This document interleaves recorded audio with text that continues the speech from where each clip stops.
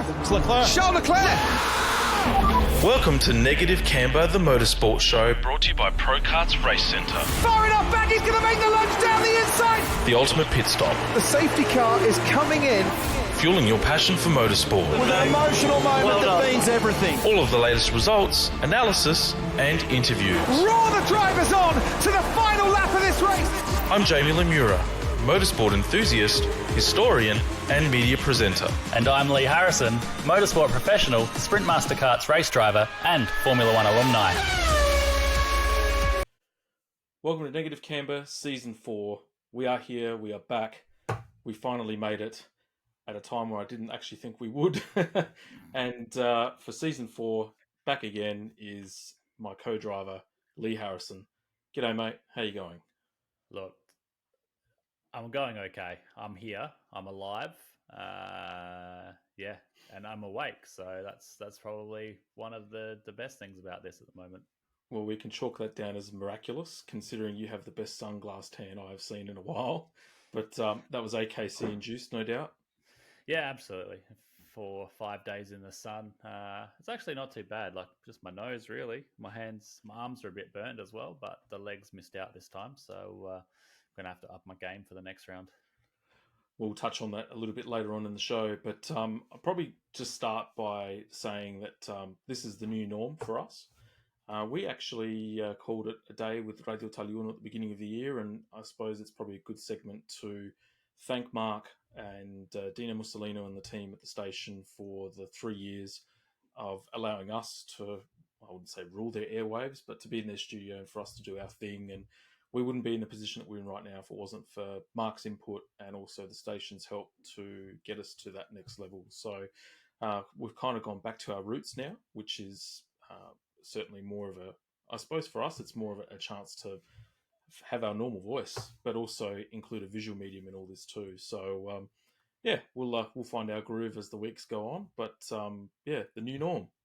Hey, absolutely, it's pretty exciting time to go off on our own 2 feet again. But it's testament to Mark and the team for building us up and giving us the platform and the tools to go and do this ourselves. But looking forward to what Season 4 has in store, and it's just going to probably allow us the freedom to be a little bit more flexible, I guess, with when we record and how we record, and maybe we're a bit more agile in the responses we can give, and instead of making everyone wait a couple of weeks before they hear our lovely voices again, we can be a bit more responsive to the action that's happening in the world around us.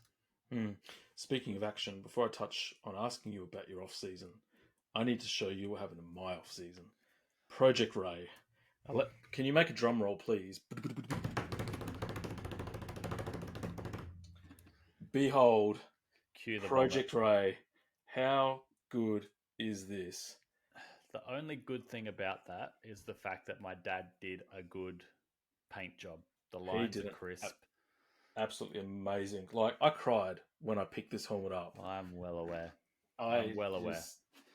So for those that play at home, that is a combination of an era of Mark Scaife racing between Gibson Motorsport and HRT. So we've done a bit of a crossover between 96, 99 and 2003. And obviously just put a little bit of JL on there, and the Ray came up trumps. So I haven't had a chance to actually get on the racetrack yet, but I will be soon. I've got too much on my plate at the moment to even contemplate thinking about. But that was probably the highlight outside of spending some time with the kids and the wife and having some much needed R&R. But what about you? What did you get up to? Since when? I feel like I haven't stopped since we last recorded. I had a few days off. I can't even remember when we last recorded. Yeah, it was before Christmas. It was Jesus. Spent some time with the kids and Shay up at the river and the rest of the family. But apart from that, it's been pretty well all go. I think I had the time off between Boxing Day and New Year's Day.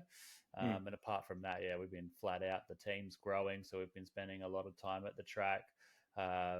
Obviously, this deal with the AKC has come up, so there's been a lot of stuff happening in the background with that. It's just a lot of sim racing as I'm trying to expand into the into the world of streaming with my sim racing and stuff like that. So yeah, it's been a busy start to 2024, but it's kicking off quite well. Yeah, I look forward to what the year's got in front of me.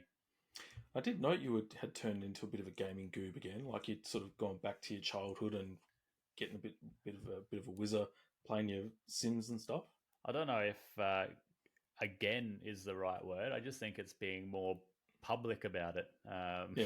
Shay will tell you 100% that if I can get a few moments to jump on the sim, it's definitely going to happen. And yeah, and I think now I'm just being a bit more public about it. So we'll see what the opportunity brings with streaming. You know, if I'm going to be playing it, I may as well stream it and see if there's any sort of income that can be generated from it. But as well, it brings some lighter to Negative Canberra. You know, I've got the cars that I race all painted up with Negative Canberra paint jobs and all that sort of stuff. So hopefully brings a few more eyes to the podcast and grows our listenership even more. Yeah, and speaking of listenerships, we know we've had some messages that have popped up on our Facebook page, and also I've had people approach me and ask about where we've been and what's been happening, and it does feel like an eternity, but we are back, and yeah, hopefully, as Leigh said, a lot more regular. There'll be a visual element to this as well. So thank you all for your patience. And look, we start really when the motor racing season starts, and it's only really been sort of the last couple of weeks, to be honest, that we've really had something to talk about. So outside of obviously things that have been happening in the F1 world within the last month. Yeah. So yeah, huge shout out to Xander who messaged the Negative Canberra Instagram page on my birthday and actually asked where we've been because he's been missing us on his long road trips around the country. So Xander, we're back. Thanks for listening in and thanks for checking in on us to make sure that we're still alive and still recording. But yeah, like Jamie said, it's a bit of a downturn in action over Christmas and into the early New Year. So we kind of wait until there's a bit of action to talk about. And now with F1 preseason testing wrapping up just yesterday, it seems like the perfect time. You know, we've got the V8s back for round one this afternoon as well. And Australian Karting Championships has concluded the first round this weekend as well. So there's a fair bit to talk about. And now seems like the right time to jump back on and start recording some action. Well, we've got a plethora of stuff to cover, but I wanted to get started first, Maverick, by finding out how you got this gig at Top Gun for the AKC and how the opportunity came about and what it includes moving forward. Yeah, so I've known Troy for a long time, probably since I was mechanicking and crewing for Todd, actually. So way back, whatever year that was, maybe 10, 15 years ago. So I knew Troy quite well because he had a couple of drivers that we were racing against quite hard week in, week out on the national scene. So yeah, I've known Troy since then, and I've always stayed in touch. And every time I see him at a decent race meeting, I always make sure to say hello and catch up with him and see how he's doing and all the rest of it. So did some work with him last year as well on the Junior Sprockets program out at Bolivar, just doing some you know general driver coaching and stuff like that for the newcomers to the sport. And yeah, I guess he found himself in a position this year where he's got a lot more drivers on, and his regular data guy and driver coach, Cody Bruczynski, is also racing in the Aussie Racing Car Series, so can't make every round. So then, yeah, Troy decided that he needed another person, wanted someone that could do all of the rounds as well as Cody being there on 3 out of the 5 rounds. And I guess, yeah, I was the first person that he sort of thought of when that opportunity arose. So he gave me a bell. It was probably maybe about 6 weeks ago now, just after Christmas, I guess it was. Yep. Maybe just into the early new year, and just asked if it was something that I'd be interested in. And at that time, Cody and I hadn't worked out what we were doing in terms of racing for the Soddy Kart. You know, we might have done Bolivar. We were still umming and ahhing. But yeah, I committed to the thing with Troy, and it didn't have any bearing on the fact of whether Cody raced this weekend or not. If Cody raced, I would have still picked crewed for Cody, and we would have been racing Cody out of the Top Gun team as well, because that was an offer that was on the table. So yeah, it's a full year deal. I'll be with Troy for all of the AKC rounds, and yeah, if he decides that he wants me at any other rounds, then yeah, we'll cross that bridge when we come to it. If they decide to do anything else as a team, like the summer series later on in the year or anything like that. But yeah, it's quite a nice little deal to be on, and I'm looking forward to helping the team out where I can, and getting to know all the drivers and dipping my toes in and going out and learning a bit more about some new tracks as well. So we'll go to Coffs, we'll go to Emerald. They're 2 tracks that I haven't been to, and really looking forward to get to those tracks. Yeah, cool. Sounds like a good opportunity, mate, and right up your alley. I mean, your driver coaching has really sort of been your core focus, I'd say, for over the last 6 months. It'd probably be fair to say, and like to a point, I would guess that's the reason why you've cut back on your own personal racing, or has there been other reasons behind it? Oh, look, we've got a lot of people with our team now as well. Like we're running sort of 7 or 8 people at a club day at Bolivar now, so it's kind of hard to. And I could do it. Like we don't really. Spend a lot of time working on the Sprint Master when we race it, but I just feel like if I'm on track and I'm focusing on my own program as well, I'm not giving my all to the customers and stuff like that. So I will still have some sort of a racing program this year. It's just what that looks like, and a lot of the stuff that I do will revolve around what our customers want to do. So if Cody wants to go on race country series, or some of our juniors want to go on race country series, then we'll go and do that, and then I'll have to miss out on a club day at Bolivar, or a 4SS Festival State Cup meeting or something like that. So I think I'll still be racing the big race meetings, and there's definitely some stuff that is in the works for a couple of the bigger race meetings as well. But it's just the driver coaching and looking after the team for Pro Karts Race Centre has definitely taken a bit of a bigger step this year. So we'll be focusing more on that, and that's where I'll spend most of my time. Yeah, fair enough, man. That's good. I mean, all credit to you, and the fact that you've got your foot in a spot like Top Gun. I mean, it's only really upwards. If there's going to be drivers or juniors that are going to flourish under your guidance when you're there, then all that's going to mean really is it's just going to enhance your reputation amongst the crew, and that could potentially lead to bigger teams tapping you on the shoulder. So, look, I'm not really too fussed about bigger teams, to be honest. Like the working relationship with Troy is really nice, and I'm quite happy doing that. So I'm not even looking at another team or another opportunity. I'm just focusing on making sure that Top Gun Racing has the best year that it can have. And unfortunately, it wasn't the best start to the year this weekend, but we'll move on to tracks that the drivers are way more familiar with now, and hopefully we can build on that. Tell you what, given some of the video footage that I've seen over the last 24 hours, there's probably a good chunk of drivers that probably need some driver coaching in terms of how to get through a race and how to actually last a race, but we will cover that later on, because some of it is just head-scratching shit, man. I swear, it is. Without sounding harsh, because we've all been there, we've all made fuck-ups, but dumb drivers really do some dumb things sometimes. So, yes, onto that later on. Been saying how the driving standard at AKC level was probably some of the worst in the country, and it was brought to the forefront yet again this weekend. The thing I find fascinating, mate, and now we'll probably diverge into that topic, is Southerns have gone to great lengths to reprofile that corner, so it's meant to be technically a little bit wider, the radius has changed a little bit, etc. They do their track walks, they do their practice sessions, they do their qualifying sessions, but for God's sake, how hard is it to actually be able to navigate? Now, if you get 32 four-stroke drivers of varying degrees of difficulty, right now, granted it's four-stroke, right, granted the karts are slower, but if they can get through that corner without actually, causing any strife, we had 36 too, by the way. Yeah. Oh, 36. Okay, even better.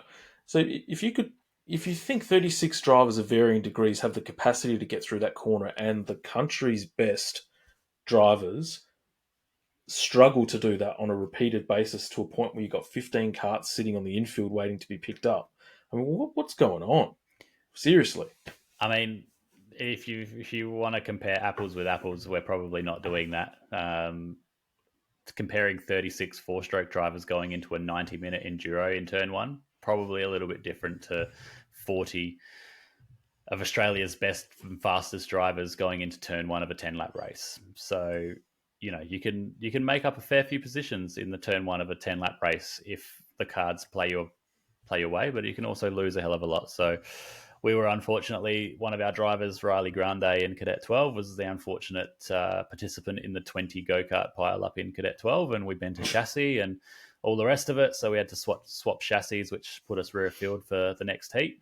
We were coming out of P30 for the next heat, and so the advice from myself and from Troy was just don't even go into turn one. Just roll off at the middle of the straight and roll through there and let the crash happen in front of you. So he went from 30th to 10th in the first corner of lap one in the next race because they all pile drived each other again. So, like I said, comparing apples and apples, 36 four-stroke drivers in the front of a 90-minute enduro, probably a little bit different to, 35 kids or preteens or whatever you want to call them going in there at the start of a 10-lap race. The racing today was a lot better. Whether that had anything to do with the longer races, I don't know. But they were all getting a pretty solid talking to on the grid before they went out. And maybe that's what they needed to do from yesterday morning as an official. Just pull them all aside and say, listen, turn one's a tight one. We don't want any karts ending up in the gravel. So it didn't alleviate all of the turn one chaos, but it was significantly better today than it was yesterday. Yeah. Well, and that's what I mean. Like, I suppose, I know my example was a bit not quite apples with apples, but it's more the volume of carts that are getting through that there's a chance that there's going to be some carnage. Yeah. And so, I think exactly what you did, and what the marshals did today, because clearly it had an impact. You were using your common sense and the fact that you've been there, done that. And the stewards have clearly pulled them up and said, no more shenanigans. So I think that's what they have to do, especially with the juniors. The adults and the seniors, you probably think a bit more common sense. But for the juniors, actually, probably not. But, there's got to be a greater focus on it, in my opinion anyway. But let's remove the focus of that. Lewis, Ferrari, F1. Man, that didn't see it coming.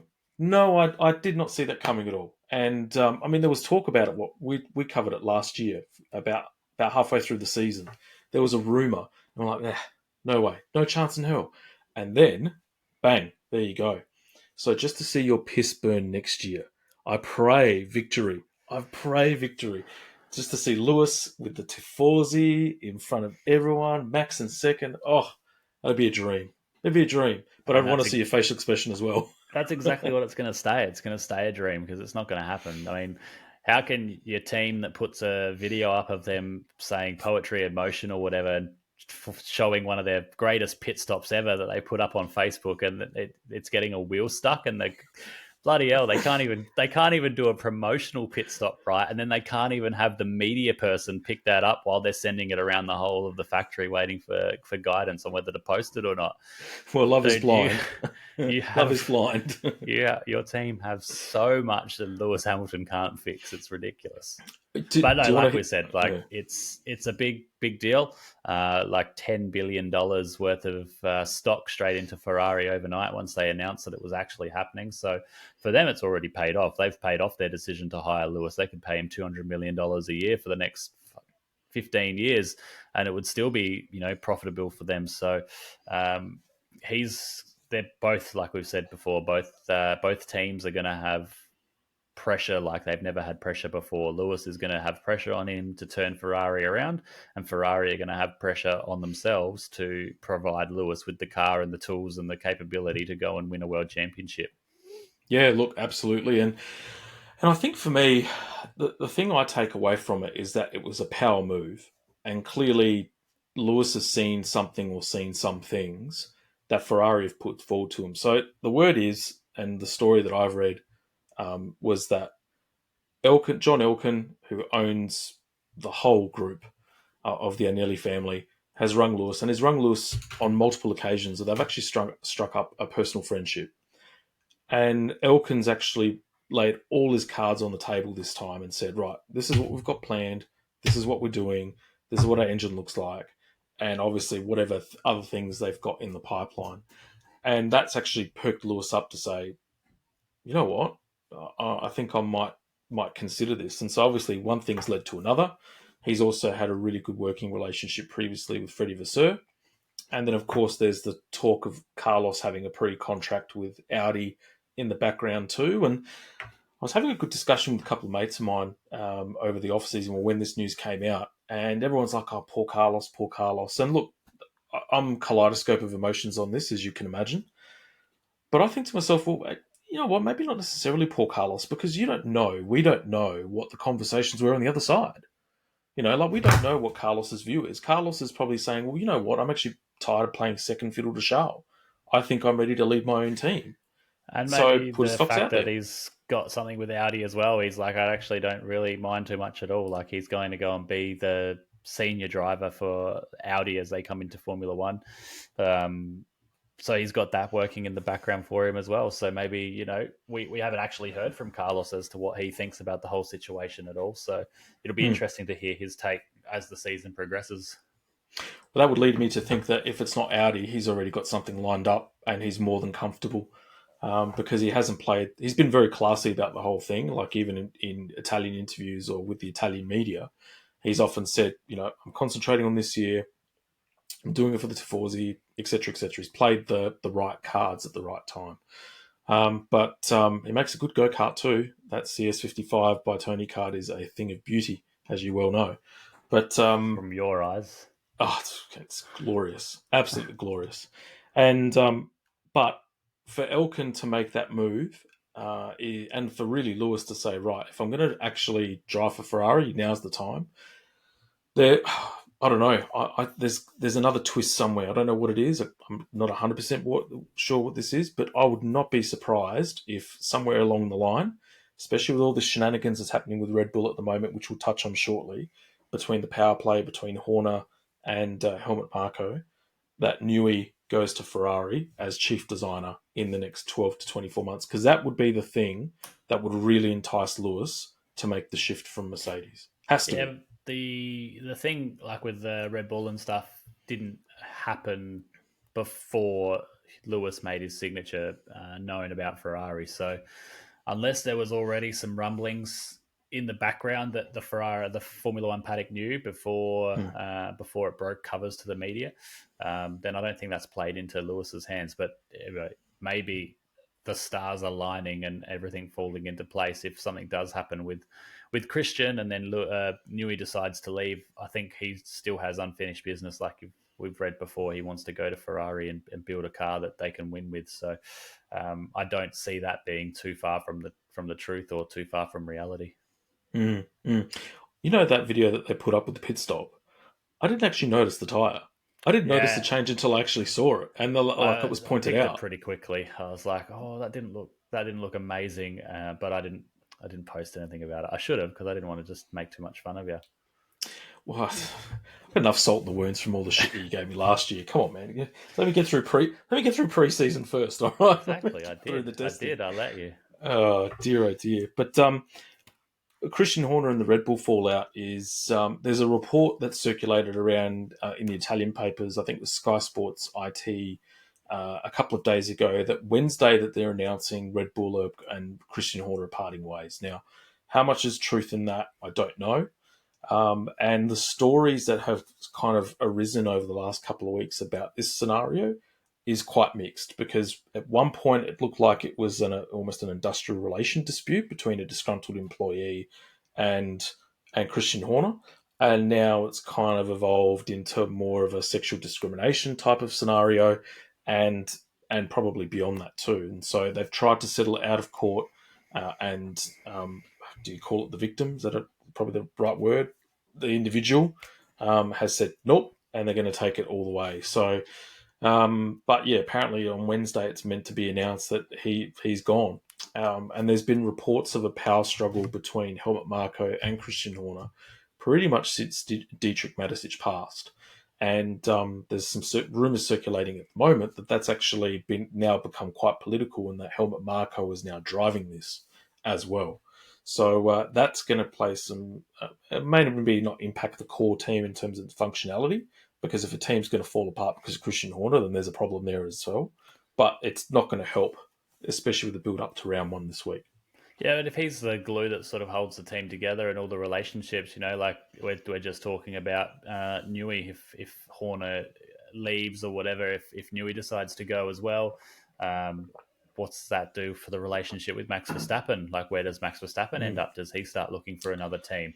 There's a seat available at Mercedes next year that no one's talked about yet. Does he decide that he wants to go to Mercedes and try and, see something that they see there and fill Lewis's seat? Like, what does it mean for the rest of the team? They've got some really, really good people in their crew, and I think Christian could be the first domino in a range of them that may fall if something happens. And at the end of the day, what does that say for Red Bull? Like, what happens to them? They've been the dominant team for the last 3 and looking to be 4 years. Where does that leave them?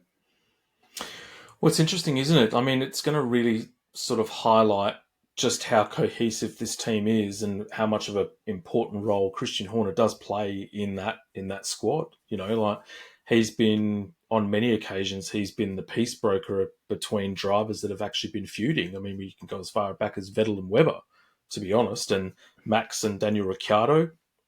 And then I guess a couple of years ago with Sergio Perez and Max Verstappen at Monaco. So, with him out of the picture, and you've got someone that's highly divisive like Helmut Marko, that could actually become the detriment of Red Bull. And as Max then got the capacity to actually pull everyone on his back and say, I got this, and just continue as if it's business as usual. So it's going to be Wednesday, if it's true, is going to be really critical to see how that all pans out, because it's not the build-up and the lead-in that you want to have into the season opener for sure. No, and definitely not the week before round one. Like, they've had a few weeks to get this sorted, and leading into round one is not the time that you want your team principal to be walking out the door and packing up shop. So we'll keep our ears peeled on that one. Before we get into the rundown of testing, was there a car or a livery or anything like that really sort of stuck out to you as numero uno for this year? Yeah, I like the stake livery. I like that it's a different colour. I like that it's different compared to the rest of the grid. It stands out. It's striking. That green and black colour combination, it's pretty good. The only way it would have been better if it was like fluoro orange and black, that colour combination. But that, not in terms of its speed or the look of it aerodynamically, the look of it physically, that stood out to me. I'm like, I look forward to seeing that car on track, and I'd actually be tempted to buy some of their merchandise as well, just because I think the color combination is a sick one. Valtteri's helmet's pretty cool. He's done the Northern Lights as his helmet for this year, which is pretty cool and very clever considering the color combination. Or at least for testing, anyway. They probably have 55 different helmets this year. I still gone are the days where it was just one helmet and it was iconic and everyone knew who it was and it stayed that way. And I actually kind of wish it went back to that, to be honest. Well, they did try it. They did try and have the one helmet paint job rule, and then the drivers all cracked the shits about it. So then they gave them the rule that they could have, I think it was 1 or 2 special helmet liveries per year, but they had to be some sort of variation on their main helmet paint job. Now we've gone away from that. We're back into having all sorts of different helmets, but I like it. I like seeing what the drivers can come up with. I like seeing what they're doing and taking some inspiration myself to some of the helmets that I can help design. Well, leave the helmet designs to Project Ray. The Ray is a class act. If you leave it to my dad, he won't help you out. That's for sure. Just like he's done with yours. Hey, help me out. I'm Lescafe now. I'm not Lemura anymore. I am Lescafe. Yeah, I know. I've got to live up to a name and a reputation now with that helmet. I'll be either flung meat pies at the track, or I'll get results one way or the other. Fisticuffs. Yeah, pretty much. Actually, I've got to get out on the track. That's probably a good starting point. You said it. Anyway, it's the truth, my fuck. It's Jesus. Okay, for me, I tell you what, that metallic green on the Aston Martin is pretty nice. I mean, look, the Ferrari I think is gorgeous, but that goes without saying. But that metallic green on the Mercedes, when I was watching testing on TV the other night, and the Mercedes, the Aston Martin, geez, that looks good. That looks really, really nice. And I think to myself, how can that be a wrap? Like it surely they've spray painted something on it, but no, it's just really, really high quality wrapping. and that looks really nice. I didn't think much of the Racing Bulls initially, but then having seen footage of it on TV, I actually think, it's not too bad. The Visa logo that's on a diagonal that follows the line of the radiator intake, I think needs a bit of work. But the blue is actually really, really nice. I mean, I think they're the ones. The steak, I don't mind the green. I think that's something different. I think we needed that. Kind of reminds me a little bit of, and I'm going to cast my mind. Remember the Fortis back in the mid-90s? The 40 Corsis back in 95? Oh, like they were green, white, and black or something? Oh, they were fluoro yellow. But they were like, that's where Pedro Diniz, Roberto Marino, they would finish a Grand Prix 6 laps behind. Like, they were miles off. But that was that real bright. You could tell that they were on the track, because they get lapped half a dozen times, but they stood out. So that kind of reminded me of that colour. But, I mean, it looks great. They all look great, but they've got to go fast. And, I mean, how do you make a car that was near perfection any better? Well, you make a better one. And that's what Red Bull have done by the looks of it in testing over the last 3 days.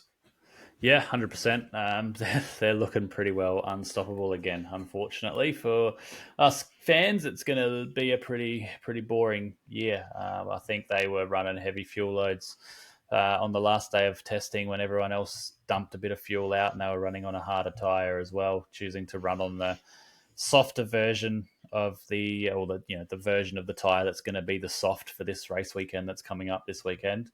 Whereas other teams went for a tyre compound that was a little bit softer, which isn't going to be used, and they were still fast. So it's looking ominous. I think that Ferrari is probably sitting in second place at the moment as a constructor, and then I think to be fair, I think the running order looks relatively similar to what we ended up with last year. I think then you've got the Mercedes, the McLaren, then Aston Martin. I think Alpine is struggling. I think Williams. I think that last four is going to be the Haas, the Williams, the Alpine, and probably the Racing Bull again. Unfortunately, I think the Racing Bull will come good towards the end of the year. I think they need time to work on their relationship with Red Bull a little bit more to reap the benefits of that. Yeah, I look on evidence. You'd say Red Bull by at least a half a second on pole for qualifying. I can only hope, given the confidence that a lot of these teams had been coming out with. So Ferrari and Leclerc in particular were very vocal at how much more improved the car is compared to last year, but in particular on the tyre life side. Have they revealed all their hands in regards to engine power, engine mode, fuel load, all that sort of stuff? You could say if you weren't clued up on the sport and you didn't follow it too much, you'd say, well, how would Max Verstappen and Red Bull be favourite when Ferrari top timesheets in the last day and a half? But you don't read into that, really, do you? Because McLaren are quietly confident, although they've sort of said Max is on top. Fernando Alonso and Aston Martin have come out saying that all of their CFD figures and facts and stuff that they got in their wind tunnel matches what they've got on the track, so they're really happy. And then obviously Red Bull have said, yep, we got everything we needed. It's ticked all the boxes for us, which is a very, very scary thought if you think about that. So, and Haas popped in and out a little bit, but I mean, they came out saying they were going to be bottom at the start of the year. So it's hard to predict. I mean, at the end of the day, it's at the end of qualifying is when the bullshit stops. Yeah, I think the thing that scares me the most is that on day one, Red Bull came out and smashed everybody by 1.3 seconds. If I'm Red Bull, I turn everything off. Like, I am done. Right there, I'm done. We go back to work. We got heavy fuel loads. We've got, we're turning the engine down. We're turning everything down because that's where the teams need to chase to. And that was us on our first day of testing. We know how much more we've got, blah, blah, blah. That's scary for me. The scary thing is that they were 1.3 seconds faster on the first day and then nowhere days 2 and 3. So how much have they switched off? And how much have they got left to switch back on come this weekend? I would have to agree with you, and I think that's what freaked everyone out in pit lane where, I mean, what Max was, he did maybe, half a dozen laps and just went bang. I mean, and what a way to make an entrance. Well, he went bang and then spent the rest of the afternoon just driving around and then waited for somebody to get close to him. He was like 7/10 up for 4 hours out of the 6 hour session. Then Norris got close to him, got to within, or actually pipped him. I think he pipped him by like a tenth or two. And then he was like, nah, we're not having any of this. And then went out and blew him away by another 1.3 seconds. So that's, like I said, that's the scary thing for me, is that they are that good. Yeah. And that's the thing. Like, you put all this effort in, you think you've come across and you bridged a gap, you've righted all your wrongs at the end of the year and come out to the new season, and then Red Bull come out and just go bang, and you'd be like, oh. I mean, we kind of touched on that towards the middle of last year anyway, that, they were so dominant that how much of their focus had even been turned towards developing this year's car. How much were they developing last year's car, in this race for the championship that they weren't even really in, because they were only there to beat themselves. And I think we've just found out. Yeah, well, it's funny you say that, because Adrian Newey was quoted as saying that he started work on this year's car really early because they had the wind tunnel constraints that were put onto them at the beginning of last year. Yeah. They had such a massive advantage that they knew that a lot of the teams were going to copy the design. So he got onto it pretty quickly, which means that he's really had a whole season to focus on this year's car. Yeah. And if what you're saying and what we think is going to happen turns out to be the case, well, what the penalty one really didn't do a great deal, but props to them because they could afford to do that. Yeah, I think if you go back and listen to our shows last year, that's basically the words that I said, that were, the penalty's not going to mean nothing. They're so far in front that they're going to use all of their allocation of wind tunnel time for this year's car in developing next year's car, and the penalty's not going to mean nothing to them for that overspend in 2022. So it looks like that's what's happened. Like I said, they've come out, they've smashed everybody day one, and then been nowhere again days 2 and 3. So I can't wait for qualifying this weekend to work out whether it's true or not, and just how big the gap is, and even then, is that they go out and pole it by 2-3 tenths? Is that the gap, or is there still more?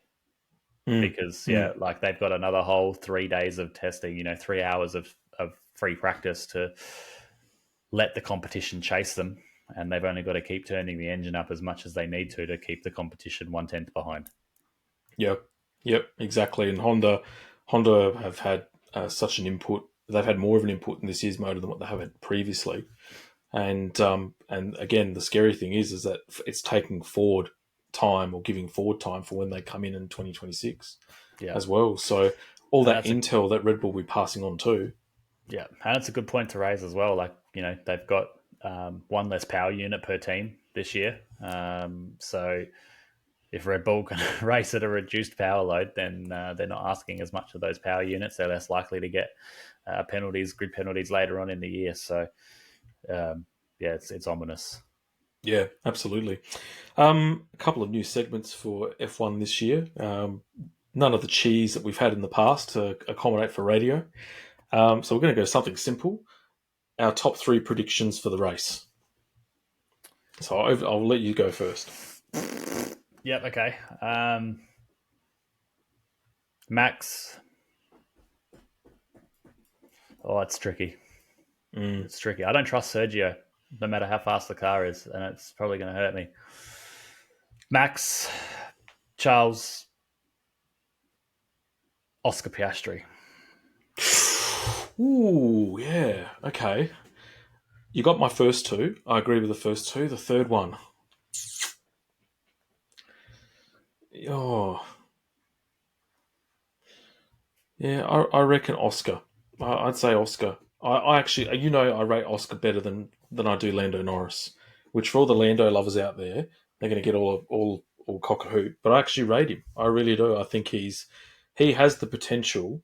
Now, remember the Michael Patricia interview we did a couple of years ago where Michael rated Daniel Ricciardo was the best driver that Australia has ever produced, irrespective of Alan Jones and Sir Jack and all that sort of stuff. Oscar, I actually think, has the potential in terms of ability to be the best of this current generation. Let's put it that way, and I include Danny Rick in that. All right, which is a bit cool because Danny Rick's a classy driver.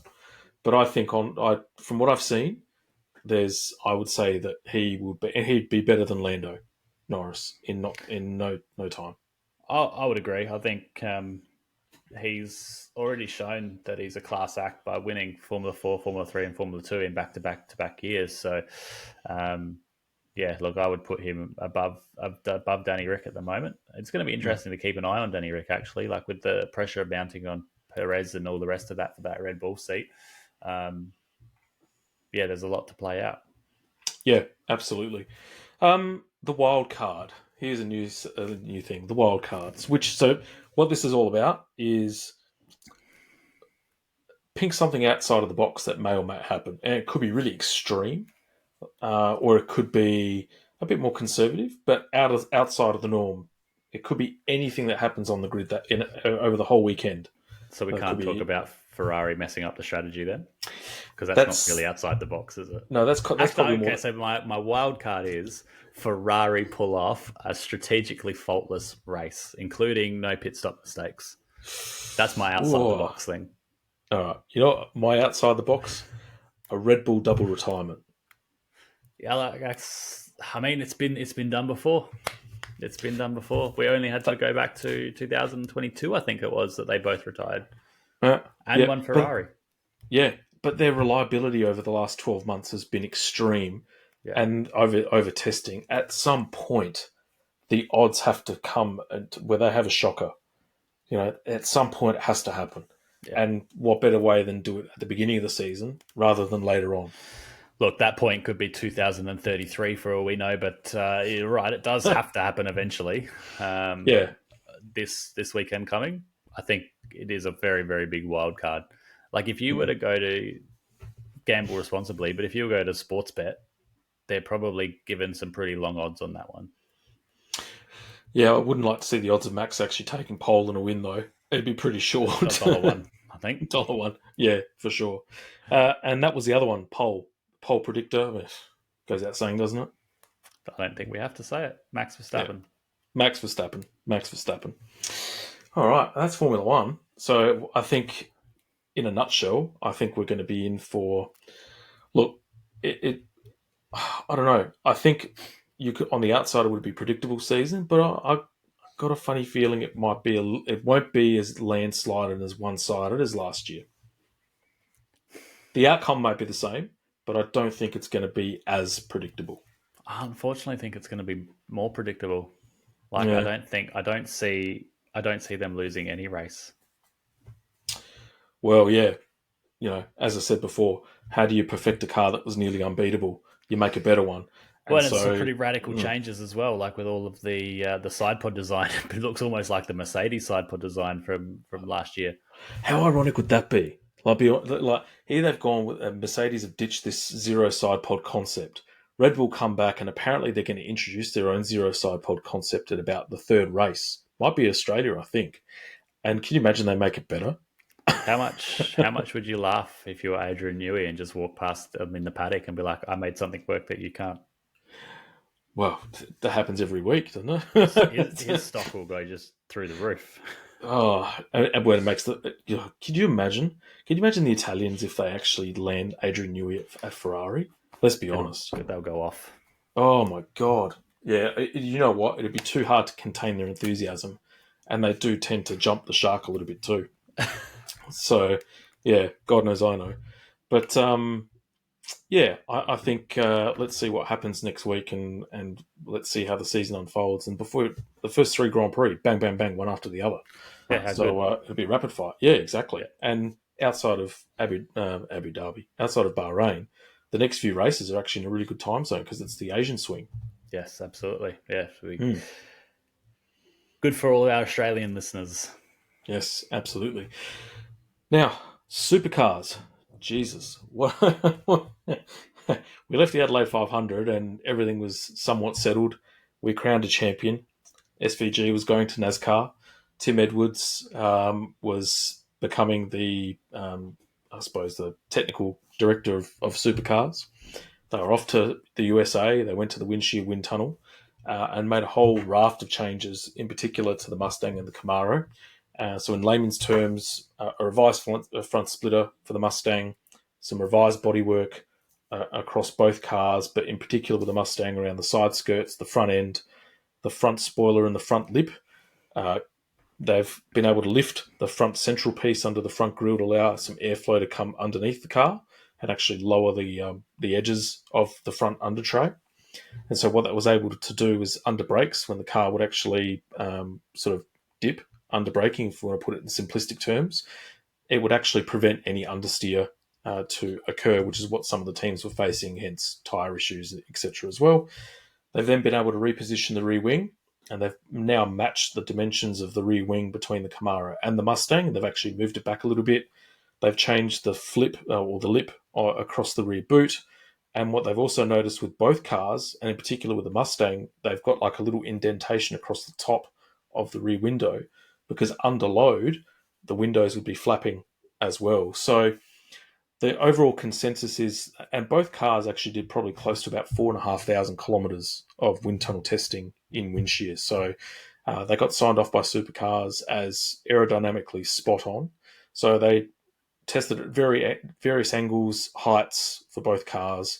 They even actually were able to rotate the floor to actually match corner entry from the left and to the right on both cars too. And so what it did do was it gave Supercars a whole raft of data, but both homologation teams a lot of confidence to say aerodynamically it's spot on. So they went to wind shear twice, fixed all that up. And so aerodynamically, there's no parity issue there.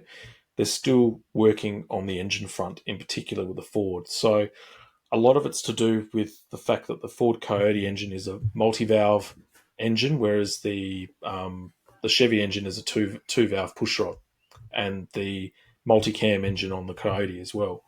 And so the way they've had to tune the Coyote engine up versus the Camaro engine, there's still some disparity in terms of horsepower, but it's very minimal now.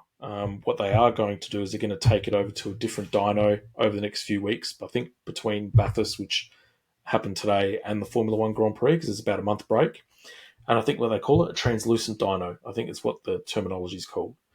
And so effectively what it's going to do is, for once and for all, it's actually going to show any technical disparity between the motor, and they will then shift accordingly. But what we saw at Bathurst over the weekend was far, far better racing compared to where it was even for the 1,000 12 months ago. So credit to Supercars. A lot of the teams were really, really chuffed with the aerodynamic balance and the level of investment that Supercars have actually put into that. So props to them. What we didn't see coming was the fallout between Brodie Kostecki and the Erebus team and the mess that's ensued across all of that. So, don't know whether you've heard anything on the grapevine. I've heard a little bit. I've got to be careful what I say about all that. But fair to say, it's a mess. Yeah. Yep. It's a mess. Again, like you, I've heard bits and pieces, but due to close associations, I guess it's probably best not to say too much. But yeah, it's a pretty big mess. I don't see Brodie coming back to the sport, to be honest. Which I hope is good news for Todd, who obviously filled in for Brodie this weekend at Bathurst in the Erebus car. It's not good for the sport. It's not a good look when your two title combatants from last year, both in Shane and Brodie, aren't on the grid for round one. It's drawing a bit of a negative light to the sport, and we've seen that with the amount of sponsors that have decided to leave Erebus as well. And they're obviously not, just leaving Erebus because they're done with motorsport. We see Coca-Cola has made probably an even bigger investment in sponsoring a whole bunch of cars and people, especially into Super 2. Unfortunately, while Todd finally gets to go to a car that's probably going to be consistent and reliable and speedy, he's going there while the team is basically imploding. Yeah, there's a lot of layers to it, and it is definitely messy. And I mean, I don't know whether you saw, I got involved in a discussion with the natives on Speed Cafe over the issue during the Christmas break. It ended up being something like 65 responses between different people because for whatever reason, how can I put this? So I find it really fascinating how drivers like Scott McLaughlin and SVG felt the need to remark and be a spokesperson for Brodie on the issue, when if they did or if they didn't know what the outcome was, it really has nothing to do with them. You're racing in America, concentrate on America. If I wanted to be an asshole, right, I could turn around and say, Scotty, you've been in America, you're with Penske, you haven't won an IndyCar title, you haven't come close to winning the Indy 500, right? You've been there long enough in a top tier team. Maybe focus your energies on actually doing that, right? Rather than the shit that's going on down here, which doesn't concern you anymore, right? Why do you feel the need to be a spokesperson and then try and throw Supercars under the bus? SVG, well, we know that he's had a rod for Supercars back now in the last 12 months, so of course can't help himself, but he's also a good mate with Brodie too. So you kind of understand all that sort of stuff. Anyway, as far as I'm concerned, it's an issue between driver and team. That's it. There's two sides to the story, right? Whether it's right or whether it's wrong. But to have people like your Mark Addertons and like all of your... Peter Adderton. Mark Adderton's, I think, his brother or something. Anyway, Peter Adderton, to then come out and then say it's Supercar's responsibility to actually make a statement. Is it? I don't think so. It's... they've come out and they get bashed from pillar to post. They've come out, they've said they've been in consultation with the team to try and facilitate some sort of mediation. But at the end of the day, it's an issue between team and driver, because Brodie's employed by Erebus. He's not employed by Supercars, right? Erebus are a franchise technically that's part of Supercars. They can come and go whenever they want. So I just think people like Adderton, etc., when they come out and they talk about driver welfare and all that sort of stuff, yep, that's great. But you're only doing it because Brodie's actually a Boost Mobile endorsed athlete. And he's realistically going to be the only driver that's actually going to give you the forefront of sponsorship each year because of who he is, right? Because I'll tell you who his other drivers are. James Courtney, Richie Stanaway, Macaulay Jones, and then there was Brodie. So he's got three others, right? He's helped Richie get back, give him that tick. Has he been endorsing JC? Has he been endorsing Macaulay when Macaulay's been bashed from pillar to post on social media repeatedly by all the rock apes that are out there on all the Fiat Supercar sites because his father owns the team and he's been more in the back portion of the field, right? When are you worried about the mental health of that kid, right, and his welfare? But it's all about Brodie, because Brodie's going to be endorsing Boost right at the front, right? Yeah, I think. Then he talks about stopping sponsorship for the Gold Coast event, right? Who's now sponsoring pole position for V8 Supercars on the weekend? Boost Mobile, $5,000 per pole position, right? And there's Adderton there going, right, handing out posters and checks and all that sort of stuff. So are you against Supercars or are you with Supercars, right? And are you looking after Brodie's welfare, right? And why are you being his spokesperson even though you're sponsoring him when it really has nothing to do with him in the first place? Like, all this sort of stuff just colludes and pollutes the sport. It doesn't do it any favours. It doesn't do him any favours because people then start to turn around and say, mate, you're a fucking joke. I think you've got to look further back than that, though. Like, if it's only if you compare what gets said with Macaulay Jones online, it's not really, it's just keyboard warriors, right? But the fact that the situation with Brodie has blown up into epic proportions and there's so many questions as to why, that's why I feel like Peter's had to go into bat and say, like, look, it's you've got to think about Brodie and his mental health and all that sort of stuff, because you don't see the front page of the newspaper saying Macaulay Jones is only in V8 Supercars because his dad owns the team. That's not a headline that's coming out. That's not what Speed Cafe are writing. That's not what Motorsport.com's writing. It's not what us at Negative Canberra are saying, Macaulay Jones doesn't deserve a seat because he's only there because his dad owns the team. That's not the headlines that are being spoken. So to have it going so public and so viral, I think that's where the mental health side of things comes in, which I can understand. Like, I feel that if I was an elite athlete at that level, and I knew more of the story than what the media was letting on, it's painting Brody as the bad guy, and I don't think that's the case. Well, I mean, I know for sure that it's not the case. So I think that's where the need to have some support from public figures has come into it.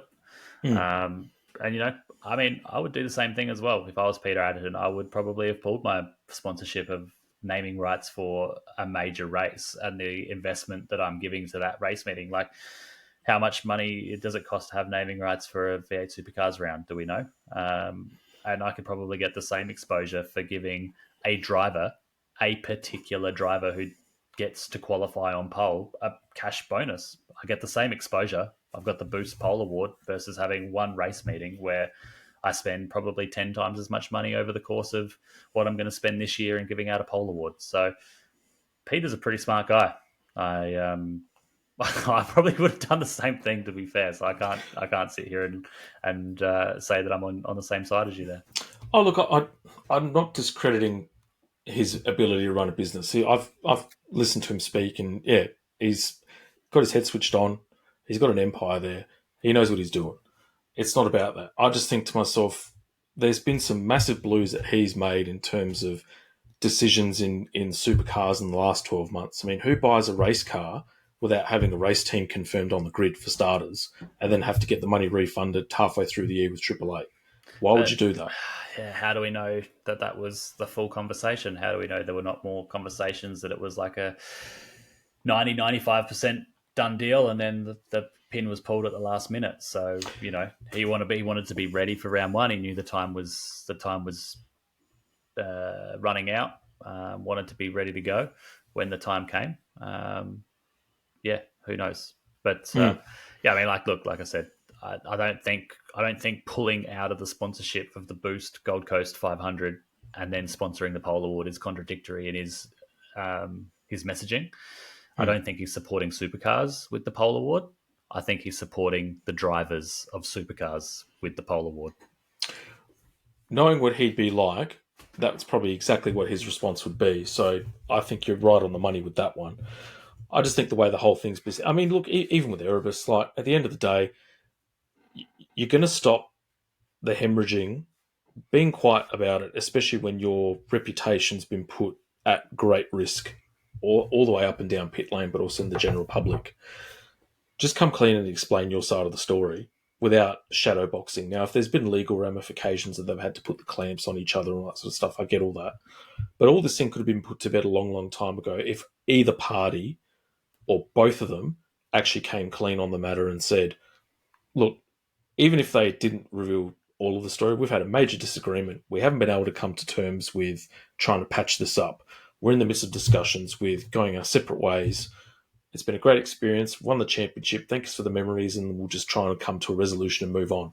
And you know what? 95% of what happened wouldn't have actually eventuated. Right? Well, I don't think that's the case. Like, I don't think they have come to an agreement to split. No, they haven't. I think they haven't. I think they're still hoping that Brody turns around and decides to come race cars again. But I can't see that happening. Too many waters have gone under those bridges. But anyway, there was a race or two this week. There was, yes. And you know what? To Todd's credit, absolutely fantastic job considering the circumstances, the short time frame. You know, he signed with Erebus to be an endurance driver. That was kind of the vibe that we like. We knew he'd got an enduro seat when we saw him at the 500, just didn't know who it was. And then it came out that it was with Erebus. So before all this Brody stuff came out, you think to yourself, wow, he's in a box seat. He's going to team up with Jack LeBrock. He's got a front-running car. Amazing opportunity. And then he's thrust in having a crack at Bathurst. And to his credit, solid drive. You know, fantastic. And it was just really a pity today they had clutch issues right from the start. And then yesterday they had a fuel filler issue where he lost 7 seconds in the pits, and that's what dropped him down the order. Otherwise, he should have finished top 5 yesterday as well. So what I did I managed to watch both races. And do you know what? I didn't miss SVG. The championship and the way the racing was done, the I guess the feeling that you got watching the TV in pit lane was that you've got fresh young blood. It's a very, very open championship this year. Red Bull or Triple Eight were arguably the class of the field, but Walkinshaw Andretti United via Chaz Mostert gave them a damn good run for their money, which didn't happen last year. And there's been a significant improvement between the quality of both cars, even if, and that's the thing. So Chaz came out yesterday saying that there was still a discrepancy in the speed traps. Today, it's been revealed that Dick Johnson Racing actually provided Walkinshaw Andretti United with their straight line speed data, and there was only a couple of Ks difference between the top line Chevys, which are the Red Bulls, and the DJR cars in a straight line. So it wasn't perfect, but it was a lot closer than what had come to bear. So as it's turned out, there's been some setup differences between the way Walkinshaw set up their car versus the rest of the field, because Chaz across the top in the Mustang was unbelievable. He'd make up about a half a second with the lap time across over anyone else across the top, pretty much from Skyline all the way through to Forest Elbow. Just dynamic. But Brock Feeney, Will Brown, Chaz Mostert finished first, second, and third in race one yesterday. And then Will, Chaz, and Brock finished first, second, and third today, with Chaz actually leading a majority of that race. And it wasn't until really the final pit stop where Walkinshaw put in 8 seconds worth of more fuel compared to Will Brown in the previous stop, but then also had a mix-up on the front right with the wheel gun. That's when the race turned on its head and changed. Otherwise, really, Chaz should have won today. So, yeah, overall, it was a great... I actually thought it was quite a solid round one. Yesterday's race was a bit more of a procession with Red Bull, but the opening race of the season is always a bit of a hit and miss. Today was a lot more competitive as teams started to get their head around the new aerodynamic settings, especially in the Ford camp. Yeah, well, haven't had a chance to sit back and watch the racing yet, but just echo your thoughts on Todd. I've just looked at the results, and he was, 0.4 better than Jack LeBrock today over their best laps. And unfortunately, like you said, with the clutch issue, that would have been hard to manage, and he finished just behind him. Made the top 10 shootout yesterday, ultimately started 7th and then finished 11th. And like you said, with that pit stop mistake, they probably would have been on for almost a podium even. They would have been close to that. So, comes out of the weekend 13th in the championship, which is a good start, a solid foundation if he gets another round to build upon. And when you're 0.7 of a second a lap faster than your more fancied teammate yesterday, and then 0.4 faster today while you're driving around a clutch issue, it's a pretty good shot in the arm for your chances. Yeah. Look, they had a brief chat with Barry yesterday, Barry Ryan, and he actually remarked he didn't actually realise how good Todd was until he was actually working with him up close this weekend. So now Barry worked with Todd previously as his engineer, and I think in the Formula Ford days, if I remember correctly. So to see his evolution as a driver, 10 years apart, something roughly around that sort of time frame, is a testament to Todd. But it also just shows what I suppose we've all known really, is that the talent's there. He just needed the right opportunity to actually show it. And so, whilst you want to have the reigning champion back on the grid, selfishly, I'd love to see Todd stay in Erebus all season. He's earned the right, as far as I'm concerned. Likewise, yeah. He just needs a good chance to prove himself in a consistent and competitive package. And I think, given the fact that Jack and Todd have to learn the setup of the Camaro, but also how the cars are actually set up with Erebus in as well, I actually think they'll get better as the season goes on. I really do, providing that they stay the same. So yeah, I do agree. Yeah. Do I see it as a title? Probably not, but stranger things have happened. Todd's certainly capable of doing it, and he'll get a lot of miles this year, even racing the Trans Am as well. Yeah, 100%. And you did touch on your good friend SVG there, and I think it's probably a good time to take note and bring some light to his outstanding achievement in his second only oval Xfinity race held at Atlanta Motor Speedway this morning, our time, where he finished a very, very credible third after only seeing the track for the first time in qualifying yesterday morning, Saturday morning, our time. a very, very strong oval result in the NASCAR for someone who hasn't done much oval racing and didn't get a lot of time to see the track. Yeah, look, credit where credit is due. At the end of the day, I think tactically they had done something in the pits with about 10 or 15 to go, which helped. I wasn't a fan of what happened in the ARCA race the previous week at Daytona. I think how his team managed that situation was very, very disappointing, to be honest. And then, I mean, he made up for it in the Xfinity race, and obviously this week as well. But yeah, I mean, they made a tactical blunder. He didn't qualify to make the Daytona ARCA race, and then his team pretty much pull well, I wouldn't say a Swiftie. I don't know how you describe it, but basically the driver that qualified 17th in their team got told to step aside so they could give SVG a start. And I guess karma came back to bite him on the backside because he was out within the first 4 laps of the race. And for me, you and I had a sort of chat about it last week offline, and I kind of think to myself, you know what? He's got to earn the right. My opinion is this. You've got to earn the right to race. And if you make a mistake and it results in you not qualifying or not making the cutoff and that type of thing, well, guess what? Bad luck, right? I'd be mortified if I was his teammate and I've done the right thing. I've qualified 17th. I've got us in the mid-pack, great position, and then to be asked to step aside and sacrifice my race to let him just get some Ks on there. To me, that's shit. I don't care. You've also got to remember, though, is that a lot of these guys are racing for paychecks.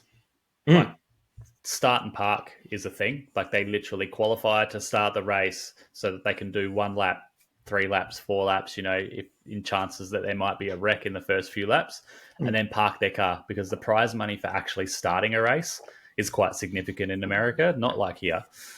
So, I mean, if I qualified for a race that's notorious for having massive, massive wrecks, and someone came up to me and said, hey, we give you more than the money that it costs or the money that you'll receive if you finish last in this race, and you get to go home with a straight car, I'll probably take it. Like, imagine he doesn't take it and he gets in a wreck, writes off a car, he's $200,000 in the hole. He's going to be pretty upset with himself, but he's maybe just made his racing budget for the rest of the year off of that one decision. Yeah, I don't know. Because at the end of the day, he could have said no. Look, there's that side of it, and it's compelling on that front, especially if he's funding the drive or if he's got financial responsibility for that car. Well, I don't know. Telling you that he's definitely not being paid in ARCA to field that car. He is paying out of his own back pocket, or his sponsors are paying out of their own back pocket to have that car start that race. Which, would be like half the field in Super 2, let's say, if we had to relate it into Australian terms, where they fund their own drive. The whole field?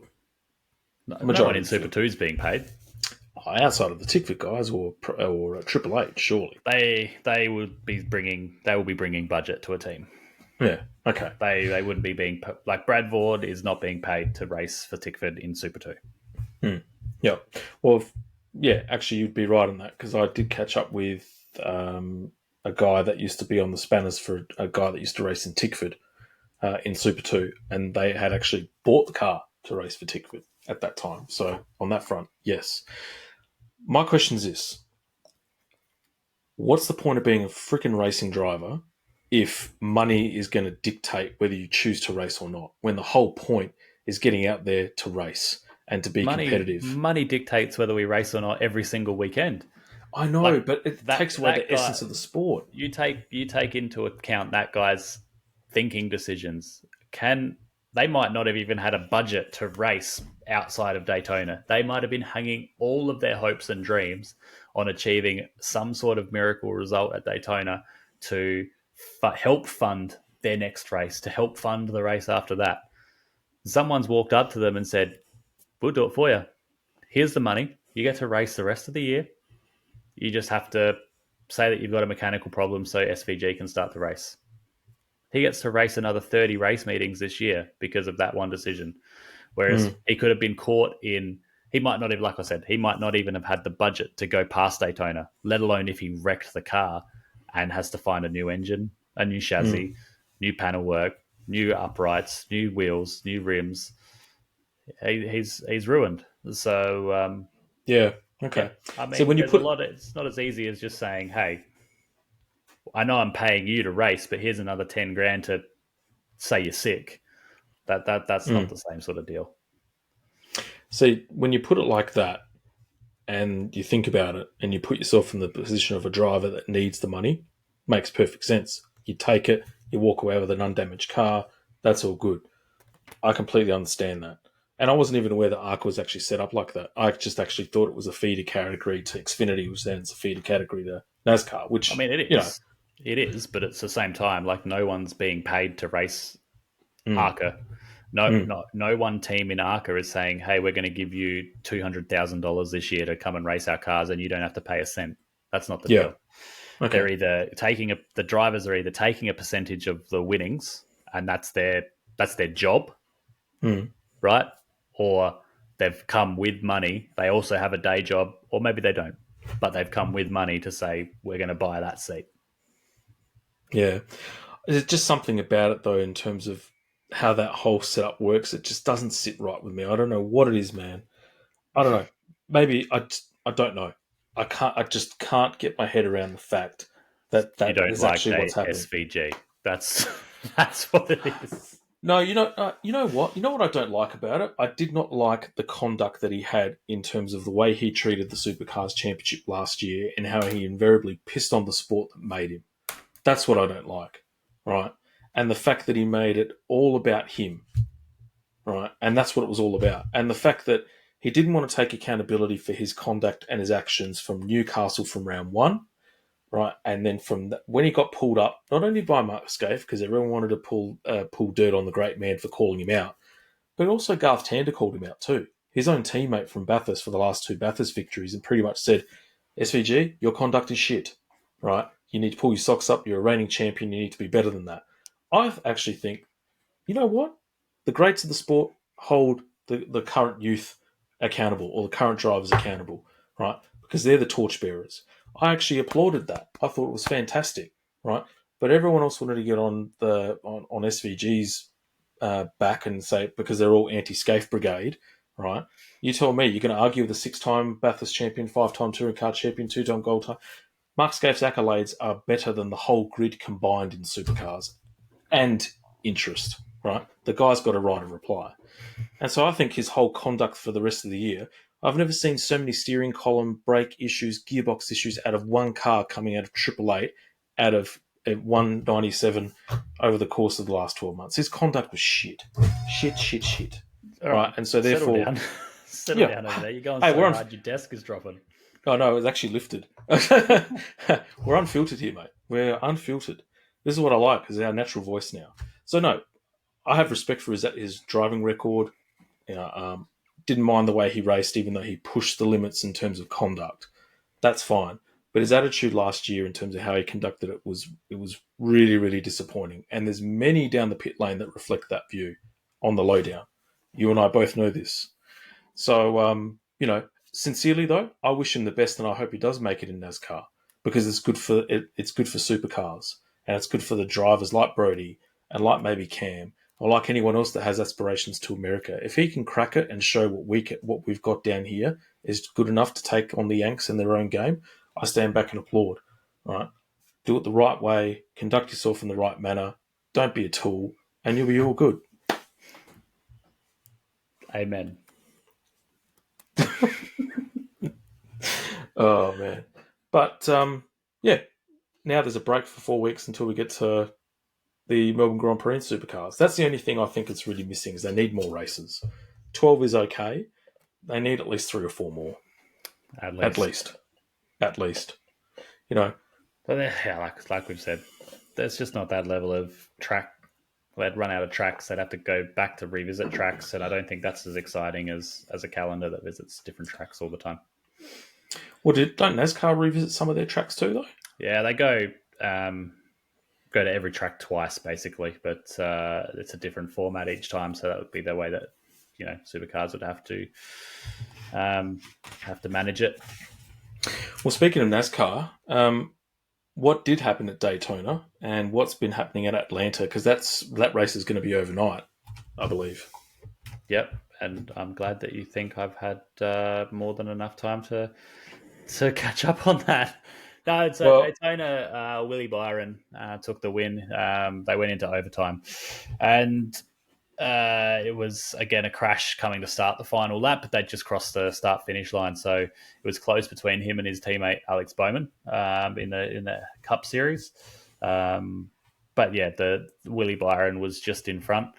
So they gave him the win. At Bowman second, Chris Bell third, Corey LaJoie fourth, Bubba Wallace fifth. Bubba, wow, already. AJ Allmendinger, John Nemechek in seventh, Eric Jones eighth, Noah Gragson ninth, and Chase Briscoe rounding out the top 10.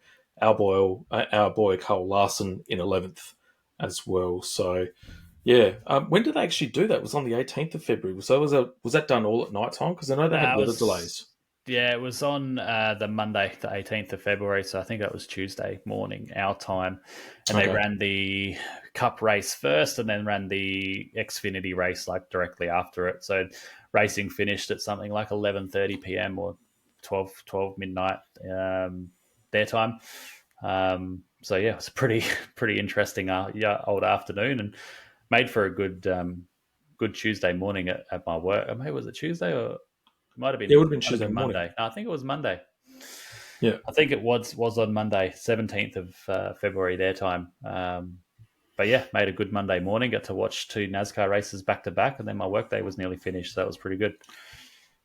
Could you imagine like 6-7 hours of NASCAR sitting on the track at Daytona? Just It'd be great fun. It's on my bucket list. Like missed it by 2 days when I went to Miami, but still got to get there. It's on my bucket list. It's just going to be another level. I'd love to go for the whole month of February Daytona sort of fest, I guess, with the 24-hour, then 2 weeks later the NASCARs, and then this weekend I think they have the Supercross.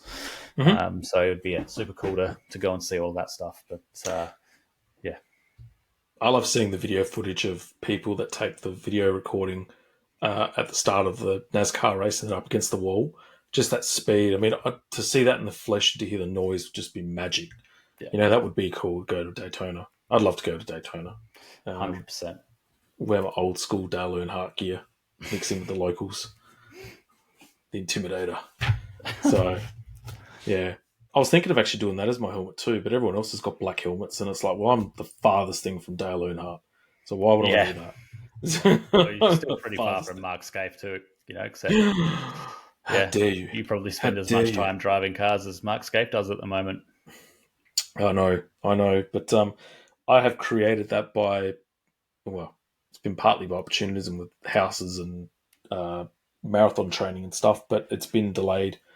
So hopefully we're racing or out on the track at least testing by the end of I'd probably say early to mid-March at this stage. So yes, I will be back, but it's likely going to be sort of after around that Easter period that we'll start to hit the track again. So yeah, we'll get there. But one thing about the karting season I love is that you've got 12 months to get your shit together. You don't have one race. Speaking of karts, all right. So you're at the AKC. What was it like? What was the general vibe? A lot of those drivers hadn't been to the revised Southerns, so you can be as open and as honest as you want. Don't play the politically correct. Oh, they thought the track was great. I want the full Monty, because you were there and I wasn't. I just saw results. Yeah, I mean, like the atmosphere was great. Tents and marquees and carts and 400 carts and spectators lining the fence 10 deep, and it was pretty solid atmosphere. I wish I'd got a chance to walk around a bit more and just try and get a bit of a gauge as to how many people were there as like random spectators versus people that were there as family. Because the place looked busy. Like every time you went into the canteen, the thing was pumping. The new hill for viewing at the end of the straight was pumping. Like every time I was standing on the fence watching, it just looked like it was absolutely packed up on the hill. All the grandstands were full every race. The pit area was full every race. The new the new grandstand, the new container grandstand on the sweeper was full every race. So it was a pumping little atmosphere, which was killer. What did people think of the track? If you ask the guys in my team, the ones that had been to the old track didn't like it. The ones that hadn't experienced Bolivar before was sort of 50-50. Yep. They weren't the biggest fans of the new section. They thought it was a bit clumsy. From turn 3 onwards, or are we talking from like flip-flop? What was the old Wakefield? More so the flip-flop than anything else. They thought it was a bit clumsy. Yeah. But also just the fact that there was no chance to stretch your legs in that area and try and set up a passing maneuver. Like it was like once you came through turn 3, you were done. Like that was it. There wasn't much to do. The guys that were racing for us were racing in pretty high spots, so they were being driven hard. So they, the guys in front of them knew where to block and knew how to make it hard to pass into turn 4. So yeah, that was probably split 50-50. But yeah, it was great atmosphere. Driving standards was atrocious yesterday, mostly into today as well. Like the racing was not amazing. Some blowout victories, some local victories, which was good. Some really good performances from the likes of Josh Elliston and Noah Enright and even Ocean Colangelo. With podiums, Josh won KA3 Senior, Noah got second in KA3 Junior, and Ocean was third in KA2. But yeah, it was just good to see Bolivar at that level again, just with 400 go-karts on track. A nice, decent rubber line appearing over the weekend. Just good to see it. Was there like an atomic cloud above the track of two-stroke fumes? Basically, yeah. Yeah. Basically every morning. And the start of every race, obviously, everyone's loaded up and super rich. It was quite a nice smell to spend my day in. Yeah, enough to make you high, I guess, too. Can I, you know what, probably good segue that you touched on, and I'm glad you brought it up. Ocean and Noah. I thought Noah's performance, and it was so unlucky to I guess, fall 3/10 short of a breakthrough win. I'm not sure whether he's run an AKC round before, and if he hasn't, or if he has, then, props. But I believe this would have been the first one. Just the performance that he put on over the whole weekend, considering the budget that they run up against the likes of the J&D team that ultimately took the prize with Jake Sweatshirk. I think, props to him and to Simon and to the family as well for putting together an overall package that was just simply outstanding. He's clearly at one with the Tony Kart now. The engine package that they're running is exemplary. I mean, we saw what sort of horsepower that thing was creating when we were seeing footage of him going down the main straight at Mount Gambier, which is probably the closest straight that resembles Bolivar, and that thing was quick. And I just think that overall driving was absolutely sensational. So, I mean, he's clearly done a lot of laps at Bolivar and is well prepared, but he's also at one with his go-kart as well. And so as an overall package, I think, if they can replicate that sort of form across the whole season, he's in with a genuine chance of taking out the AKC in his class. But then Ocean as well, I mean, she's also an amazing talent. I've been saying this for the last 2 or 3 years. To be the first girl to actually take a heat win in KA2 in the history of the AKC is something that, one, they can never take away from her, but also vindicates what I've also been saying is she's always been running under budget and under-resourced, and being part of a team that's clearly got the budget, but also with a decent kart underneath her, she's more than capable of taking it to, more experienced drivers in that class, or she has the potential herself to potentially win an AKC title as well in KA2. Josh Elliston's got that capability as well through TD Racing as well. So I think those 3 drivers in particular stand out. I mean, obviously it's Sullins. It's if you can't get your act together at the track that you race at the most, then there's a problem. But at the same token, they were 3 standouts for me over the course of the weekend, for sure. Yeah, 100%. Like I said, home track advantage. So at least they used it wisely. Like they've done a million laps around there. They've been at the track every time that I've been out there recently. So to me, not so much of a surprise to see them at the front. Josh's performance was absolutely outstanding in KO3. Like I don't think he dropped a point all weekend. So good start to his championship. Same with Noah's. Same with Oceans. They've just given themselves a solid foundation to build upon now as they head to Puckapunyal. Noah's done a few AKC rounds before. He's been on the podium at AKC before. So he's got to just adapt to new tracks now. That's going to be his biggest challenge, is adapting to new tracks, because I don't think he's going to have the opportunity to go and practice on some of these Eastern State tracks as much as some of the other guys and girls are. So, it'll be interesting to see how the season plays out, but I'll be at every round. So it'll be good to keep an eye on these South Australian competitors. Well, they've covered any of the tracks that are in this year's AKC event through, say, Vic Country Series when they raced it last year, perhaps? Nope. No? Nope. Okay. Yep. So that'll be the test, really. Yep. Okay. I've got to say, I mean, on the outset, you'd say, Patrizia Corsa's performance was a little bit of a letdown. But when you take into consideration that they were building karts that had only just arrived in the country about 4 or 5 days before they had to drive all the way down from Queensland, given the rush and the pressure to actually make that deadline, I think they'll bounce back with a bit of a vengeance over the coming rounds. I don't think that's an excuse, really. I know people that were building karts and brand new karts on the day that ended up, on Wednesday morning and Wednesday afternoon, they were building new karts and they still performed at quite a high level. So I think Patrizia have got a new team. They got some fresh faces. They got some young faces in there. Maybe they just missed the mark with their qualifying, their performance, the way they manage their weekend.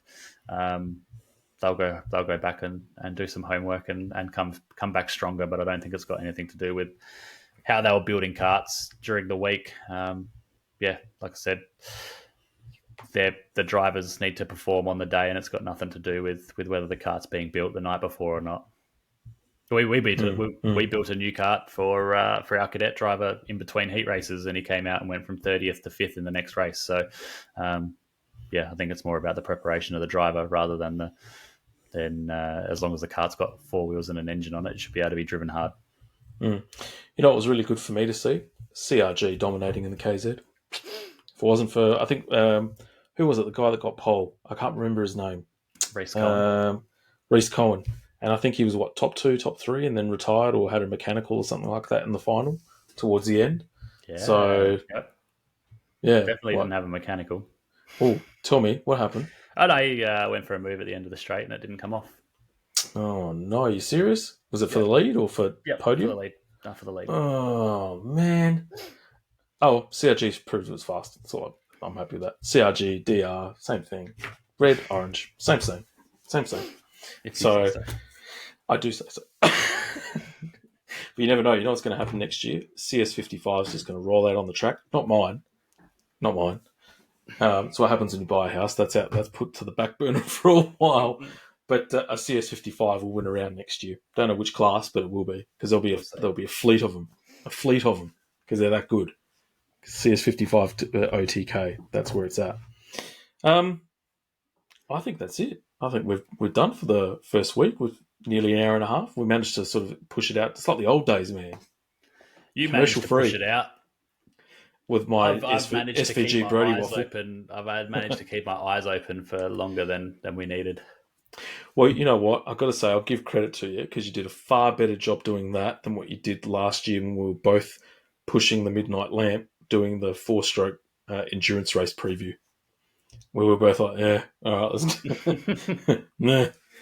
But when's our next one? Are we doing it fortnightly again? What's the go? Yeah, we'll probably be back in 2 weeks, I guess, or we'll see what comes up between now and Saudi Arabia Grand Prix. We might jump on and do a half-hour debrief of the Bahrain Grand Prix, but that's the freedom that we've got. We can pick and choose when we want to do them, because we're out here doing it ourselves. Yes, I know. The only thing I miss is that face-to-face, like in-person interaction, like, you and I throwing cream puffs at each other literally over a desk or something like that. So, metaphorically speaking. So, don't take it literally. Right. Maybe I'll start the next show wearing my helmet. That'll probably be the only action it'll see up until I actually get out on the track. Might be a better look for the YouTube video. Well, I even tell my clients when my work job during the day that I have a face for radio, so that's why they only hear me over the phone. So I will live up to that mantra quite comfortably. But mate, we're back, and let's hope we're out onto the airwaves this week, and that everyone likes this new look. And we'll see you all in a fortnight's time with plenty to discuss in the world of motorsport. Good night.